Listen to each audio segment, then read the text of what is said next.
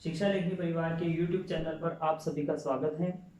हम संस्कृत की क्लासेस में संधि देख रहे थे। आज हमारे संधि के अगले भाग में यण संधि, अयादि संधि हमने देख ली थी।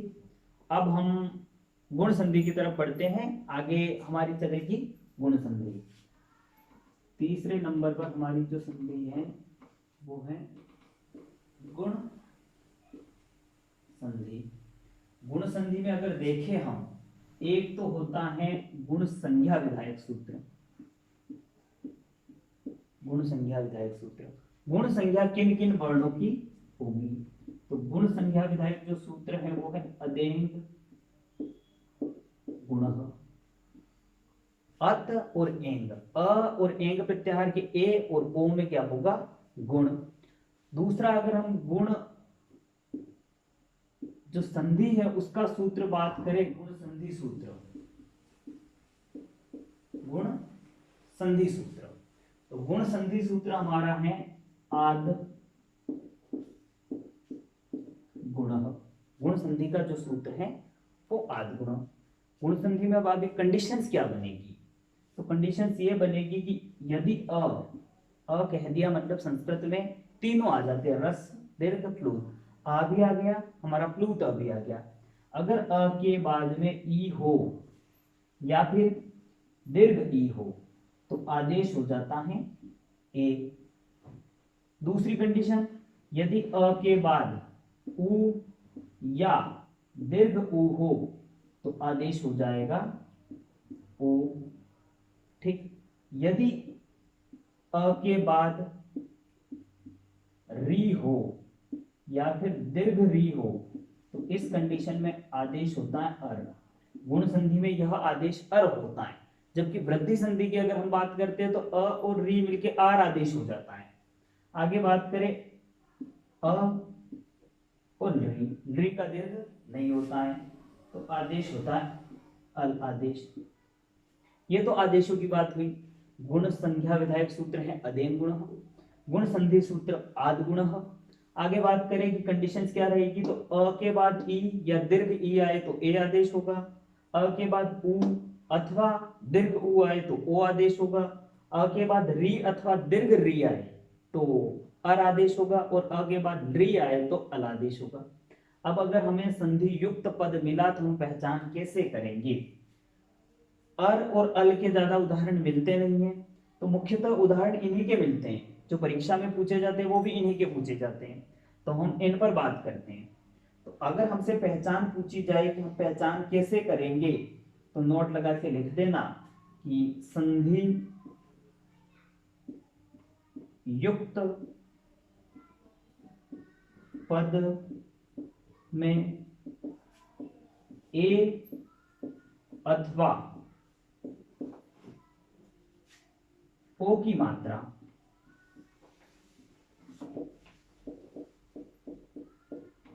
संधि युक्त जो पद होगा उसके ऊपर ए की मात्रा मिलेगी अथवा ओ की मात्रा मिलेगी। दूसरी बात, जहां पर हमें ए की मात्रा मिले, जहां पर ओ की मात्रा मिले, वहां से हमें शब्द को तोड़ना है।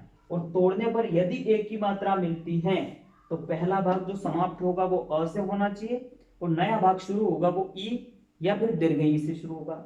यदि शब्द के ऊपर ओ की मात्रा मिलती है तो पहला भाग समाप्त अ या आ से होगा और शुरुआत उ या दीर्घ उ से होगी। अब अगर हम आगे बात करें, ओ की मात्रा मिलेगी, शब्द कैसे होने चाहिए? सार्थक। पहला उदाहरण हम लेते हैं, तो उदाहरण नंबर पहला हमने लिया गणेश। शब्द के ऊपर क्या मिलना चाहिए? ए की मात्रा। ए की मात्रा मिल गई। ए की मात्रा जहां मिले वहां से हमारा शब्द टूटेगा। ग की जगह क्या आएगा? ग। और ण के ण। अब टूटता है शब्द तो कहां से? अ या आ से समाप्त होगा, तो गण हमारा शब्द होता है, गणा कोई शब्द होता नहीं है।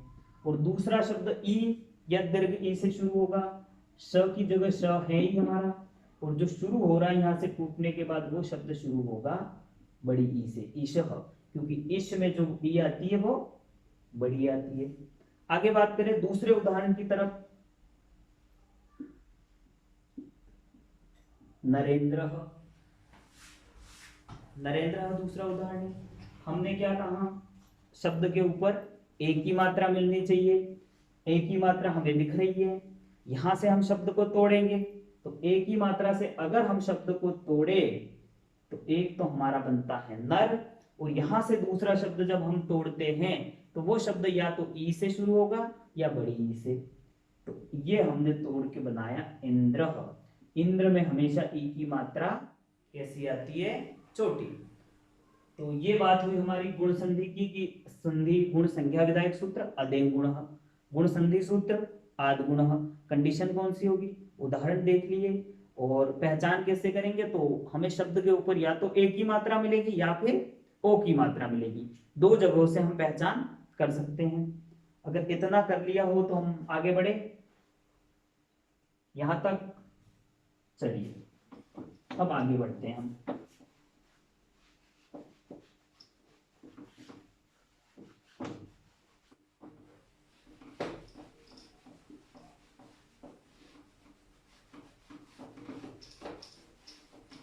आगे हमारा उदाहरण है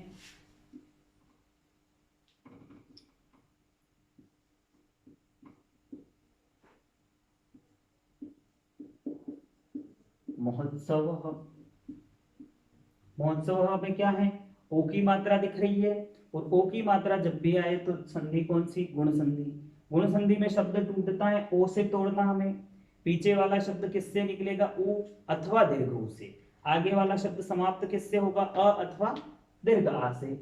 तो हम विच्छेद करें, मह कोई शब्द होता नहीं है तो समाप्त आ से हुआ।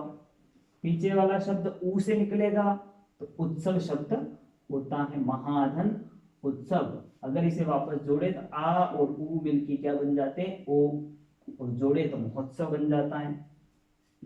आगे बात करें हम महोत्सव के बाद, उदाहरण रुक दे, अगला उदाहरण हितोपदेश। हितोपदेश, यहां शब्द ओ दिख रहा है ऊपर तो वहां से टूटेगा, तो एक तो हमारा बन जाएगा हित, दूसरा बनेगा उपदेश। उपदेश हुआ। अब आगे हम री वाले उदाहरणों की बात करें। ओ वाले या तो ओ दिखेगा शब्द के ऊपर अथवा ए दिखेगा। री में बात करें हम तो री को क्या आदेश होता है, अरादेश। तो उदाहरण है सप्त धन ऋषि, सप्तधन ऋषि। यहां अगर हम अ और री को मिलाए तो क्या बनता है, अर।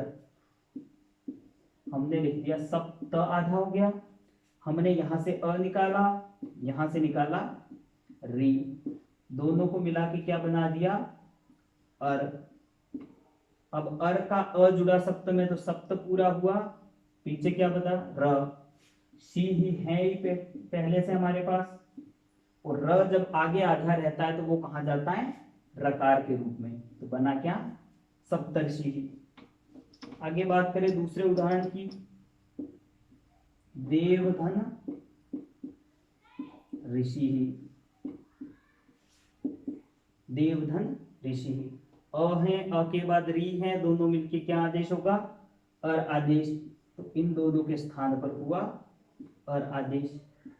दे व आधा, व में अ जुड़ गया, र आधा है वो, सी के ऊपर तो देवर्षि। ठीक। अगला उदाहरण बात करें यदि महाधन ऋषि, तो क्या बनेगा, म ह आधा हो जाएगा, यहां से आ निकला, री निकला, क्या बना, अर। अर का अ जोड़ा, ह पूरा, र सी के ऊपर तो महर्षि ही। तो यहां तक बातें हुई। अब बच जाते हैं री के उदाहरण। री के एक दो गिने चुने उदाहरण होते हैं, वो मैं लिखवा देता हूं आपको। री का एक उदाहरण तो है तब धन ऋकार। जब अ और री मिलते हैं तो क्या आदेश होता है, अल आदेश। त का त, व आधा हो गया, व में पीछे से आके जुड़ा अ, तो तब बना, ल आधा, और कारः, तवलकारः। उसी तरह अगला होता है मम प्लस ऋकारः। यहाँ भी भाई दोनों को मिला के क्या आदेश, अल, और दोनों को जोड़ दे तो म आधा, उसमें अ जुड़ा और मम लकारः। तो ये हुई हमारी गुण संधि की बात। गुण संधि में गुण संज्ञा विधायक सूत्र कौन सा, अदेंग गुण। गुण संधि विधायक सूत्र आद गुण। गुण संधि में क्या होगा, अ के बाद ई या दीर्घ ई आए तो ए आदेश, अ के बाद उ अथवा दीर्घ उ आए तो ओ आदेश, अ के बाद री आए तो अर आदेश, अ के बाद री आए तो अल आदेश। और हमने कुछ जो मुख्य उदाहरण है वो देख लिए। यहाँ होती है हमारे गुण संधि समाप्त। अब आगे में पढ़ते हैं वृद्धि संधि की ओर।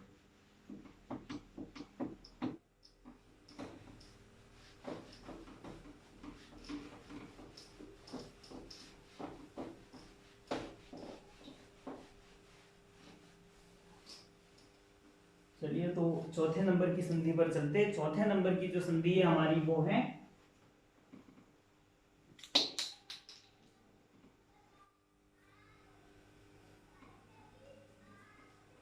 वृद्धि संधि। वृद्धि संधि, ठीक। वृद्धि संधि में एक तो है हमारी वृद्धि संज्ञा।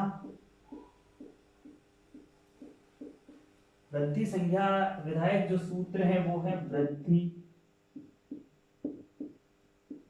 प्रादैच। वृद्धि प्रादैच। और वृद्धि जो सूत्र हैं संधि विधायक सूत्र, वृद्धि संधि सूत्र वो है वृद्धि रेचि। ठीक। वृद्धि संधि में अब हमें मिलेगा क्या, तो एक तो हमें मिलेगा अ के बाद ए अथवा ऐ आए तो इस कंडीशन में आदेश क्या होगा, ऐ। अ के बाद में ओ अथवा औ आए तो आदेश होगा औ। अ के बाद में री अथवा री आए तो आदेश होगा आर। जहां गुण संधि में अर आदेश हो रहा था वही वृद्धि संधि में आर आदेश होता है। यदि अ के बाद में री आए तो आदेश क्या होगा, आर। ठीक।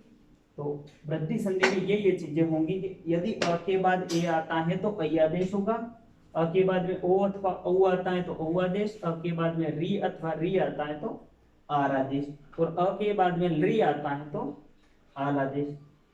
और अगर हम पहचान करना चाहे कि हम पहचान कैसे करें तो उसकी जो नोट लगा के मैं बता देता हूं। पहचान संधि युक्त पद में हमें क्या दिखेगा, संधि युक्त पद में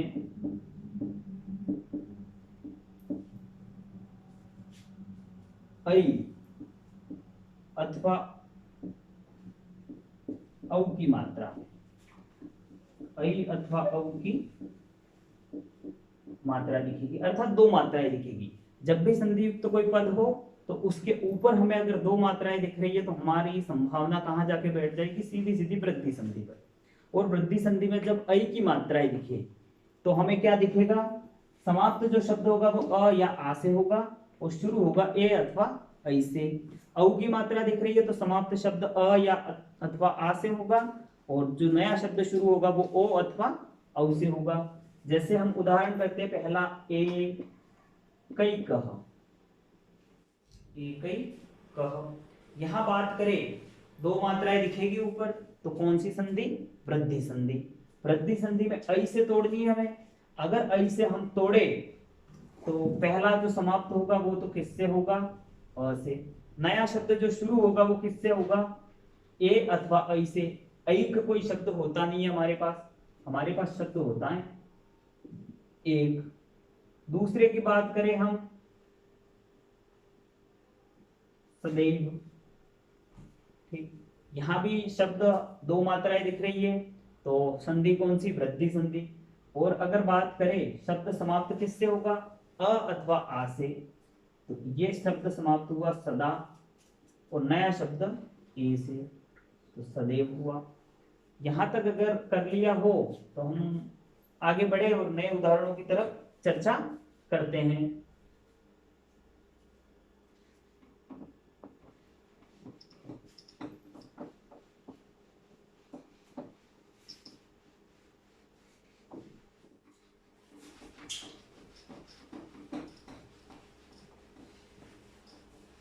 चलिए कुछ एक उदाहरण लेते हैं नए।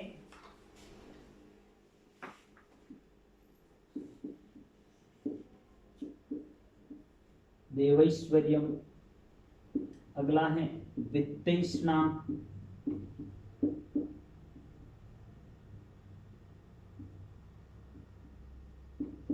कृष्णौत्कंठ्यम,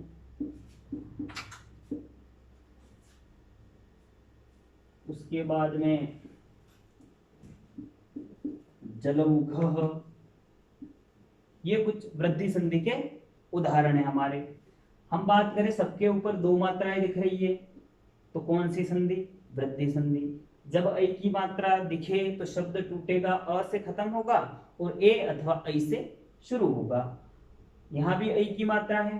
पहले वाले का करें हम, शब्द यहाँ से तोड़ना, हमें दो मात्राएं ऊपर दिख रही है, तो पहला शब्द जो समाप्त होगा वो तो होगा देव होगा या फिर देवा होगा। देवा कोई शब्द होता नहीं है संस्कृत में, देवाहा होता है, तो वो हमें लेना नहीं, विसर्ग वाला कोई काम नहीं है, तो देव। उसके बाद में दूसरा शब्द ए से शुरू होगा यहां से, तो ऐश्वर्यम शब्द नहीं होता, ऐश्वर्यम शब्द होता है, तो पहले का विच्छेद ये हुआ। दूसरा शब्द ऐ की मात्रा समाप्त ए अथवा अ अथवा आ से और शुरू ए अथवा ऐ से, तो शब्द होता है वित्त, ठीक। और ऐष्णा, धन की चाहत, वित्तेष्णा कहलाती है। यहाँ अब औ की मात्रा दिख रही है, औ की मात्रा यानी कि अ से और ओ से या औ से शुरू होगा शब्द, तो अ से समाप्त होगा तो हमारा शब्द होगा कृष्ण, और नया शब्द जो यहाँ से टूट के शुरू होगा तो ओ से होगा अथवा औ से, तो औ से शब्द होता है औत्कंठ्यम, कृष्णौत कंठ्यम। उसके बाद में आगे देखिए जलौघ है, तो विच्छेद यहाँ से टूटेगा, शब्द जल या जला, तो जल शब्द, और नया शब्द जो शुरू होगा वो ओ अथवा औ से, तो ओघ होता है, जल धन ओघ, जलौघ, ठीक। अब री और अल के तो उदाहरण मिलते ही नहीं है। री का एक उदाहरण है प्र धन रिच्यति, प्रधन रिच्यति, यहां से अ और री मिलके बन गए आर। प्र में आधे हो गए पहले, तो उसको जोड़ा तो प्र आधा हो जाएगा, आ जुड़ जाएगा पीछे से आकर, तो प्रा, र बीच में है, यहां से छ छ तीन, इतना हुआ। अब ये र जो है वो किसके ऊपर? च के ऊपर रेट के रूप में जाएगा, तो बनेगा प्रा क्षति, प्राणक्षति, ठीक। तो री का ये उदाहरण मिलता है। तो वृद्धि संधि में पहचान क्या होगी हमारी? दो मात्राएं हमें शब्द के ऊपर देखने को मिलेंगी, ठीक। अब आगे बढ़ते हैं, हम अगली संधि की बात करते हैं। हमारी अगली जो संधि होगी वो, यहाँ हमने वृद्धि के कुछ मुख्य उदाहरण कर लिए, वृद्धि यहाँ समाप्त होती है, आगे वाली संधि हमारी शुरू होती है सवर्ण दीर्घ। तो चलिए सवर्ण दीर्घ पर चर्चा करते हैं।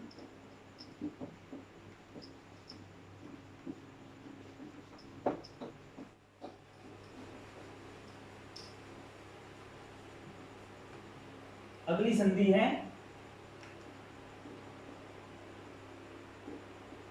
दीर्घ संधि। तो दीर्घ संधि का जो सूत्र होता है हमारा वो है अकह सवर्णे दीर्घ, अकह सवर्णे दीर्घ। क्या कहा? एक तो अक प्रत्याहार, सवर्ण मतलब समान वर्ण, सवर्ण का मतलब होता है समान, वर्ण क्या होगा, दीर्घ हो जाएगा। अक प्रत्याहार में अगर वर्णों की बात करें तो अ, ई, उ, री और री, कितने वर्ण आते हैं? क्या कहा, अक प्रत्याहार के वर्णों के सामने यदि उनका सवर्ण आ जाए, उनके जैसा ही वर्ण आ जाए तो संधि कौन सी हो जाएगी, दीर्घ संधि। तो अ का सवर्ण क्या होगा, अ कह दिया मतलब अ के साथ आ भी है, वहां भी आ है, तो अ के साथ यदि उसका सवर्ण आया तो कौन सी संधि, दीर्घ संधि और आदेश दीर्घ। ई के सामने सवर्ण ई, तो आदेश दीर्घ। ई मतलब छोटी ई भी आ गई, बड़ी ई भी आ गई, दोनों साथ में आ जाती है। ऊ का सवर्ण ऊ आया तो फिर दीर्घ ऊ। री के सामने उसका सवर्ण री आया तो फिर दीर्घ री। और री के सामने यदि री आए तो दीर्घ री नहीं होता, क्योंकि री का दीर्घ अभाव होता है, री का दीर्घ नहीं होता है।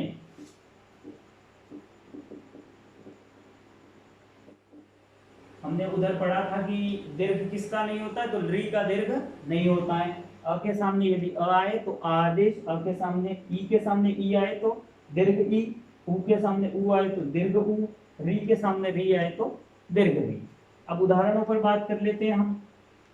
देव धन आलय, अ है, अ के सामने उसका सवर्ण आ आया, दोनों मिलके क्या आदेश हो जाएगा, दीर्घ आ। तो बनता क्या है, देवालय। हिम, आगे बात आगे है हिम धन आलय, अ के सामने अ का सवर्ण तो क्या हो जाएगा, आदेश, क्या बना, हिमालय। अब पहचान कैसे करोगे, तो पहचान हो जाएगी कि संधि युक्त पद में दीर्घ वर्ण दिखेगा। संधि युक्त पद में जहां से दीर्घ वर्ण दिखे वहां से हमें तोड़ने की कोशिश करनी है, और जो दीर्घ वर्ण दिखे उससे ही समाप्ति होगी और उसी से शुरुआत होगी। सवर्ण से ही संधि होती है, समान वर्ण आपस में रहेंगे, अ और अ रहेंगे, या फिर अ के साथ आ हो सकता है, आ के साथ अ हो सकता है, ऐसी कंडीशनें बनती हैं। यहाँ तक अगर नोट कर लिया हो तो आगे हम उदाहरणों पर चर्चा करते हैं।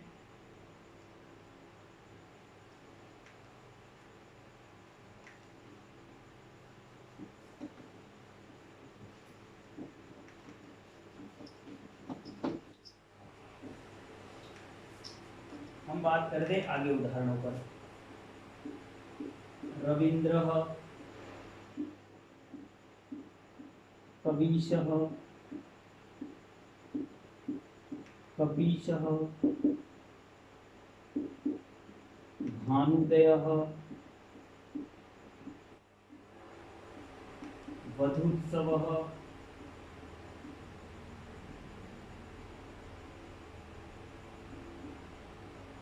पितृणम्,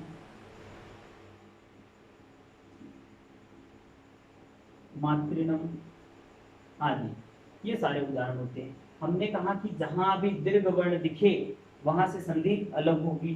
तो संधि युक्त शब्द में दीर्घ वर्ण ई दिख रहा है, यहाँ से यदि ई दिखता है और टूटता है तो शब्द समाप्त किससे होगा, ई से या फिर दीर्घ ई से। तो रवि शब्द होता है ई वाला, और दूसरा शब्द इंद्र, इंद्र में ई की मात्रा सदैव छोटी। कविशः लिखा है तो शब्द टूटेगा तो ई से समाप्त होगा, कवि शब्द होता है, और इसमें ई की मात्रा बड़ी, यदि ई और ई को जोड़ दे तो बड़ी ई हो जाएगी।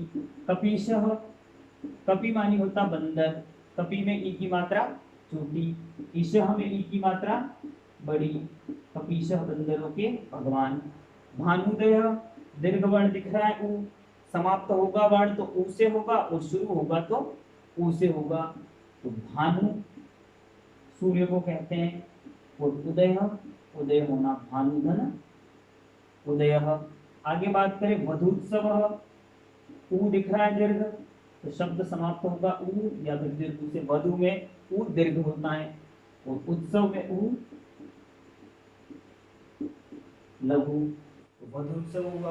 पितृणम मातृणम, पितृणम दीर्घ री, मातृणम में दीर्घ री, तो समाप्त शब्द किससे होगा, री से, तो पितृ, तो यहाँ मातृ, और नया शब्द जो शुरू होगा वो री से शुरू होगा, तो क्या होगा, ऋणम, तो यहाँ भी ऋणम। ये दीर्घ संधि के कुछ गिने चुने उदाहरण थे जिनको हमने कर लिया। अब आगे आज हमने 3 संधियां पढ़ ली, गुण संधि, वृद्धि संधि, दीर्घ संधि। अब हमारी स्वर संधि में 2 भेद बच जाते, पर रूप, पूर्व रूप, वो हम अगली क्लास में करेंगे। और अगर हमारा वीडियो पसंद आया हो आपको, तो वीडियो को लाइक करें, शेयर करें और हमारे चैनल को सब्सक्राइब करें। आपको रोजाना नए नए वीडियो मिलते रहेंगे। धन्यवाद।